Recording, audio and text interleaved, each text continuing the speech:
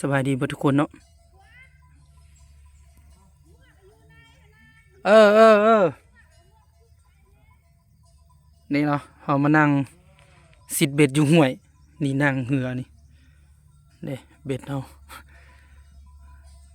เทือทำมิตรของชีวิตอัน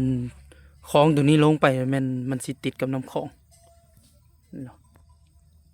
เอามานี่เกือบฮอดท่าพระบาทไกลน่าจะแม่นอยู่แถวเมืองปากงืมอยู่ตัวนี้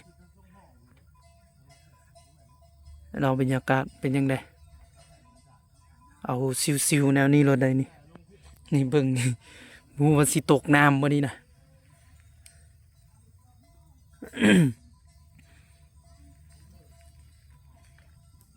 เอาลุนเบิงปลานี่กับบวนแบบอยู่แต่บ่ฮู้ว่าสิกินเบ็ดเฮาหรือบ่หาลุนไปนำกันเนาะ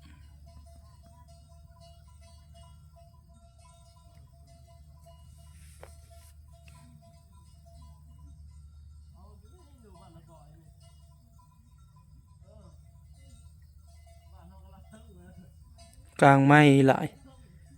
ยานแต่ว่าสิบไปนี่มันคล่องแล้วมันแล้วเลยได้นี่เอาบ่ได้เลยเพอน้ำนี่บ่เลิก4 เมตร5 เมตรพุ่นละเบิงเอาถอยเอาลงพุ่นโอ้ปลาใหญ่พุ่นบวนอยู่พุ่น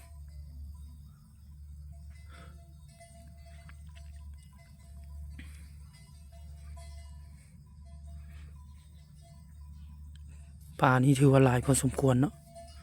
เอาตอดละปลาน้อยปลาใหญ่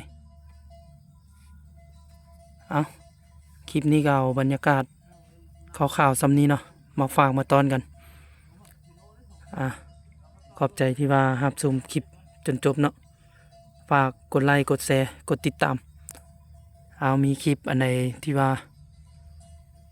นั่นก็เสียเอามาฝากมาตอนกันอีกเนาะขอบใจ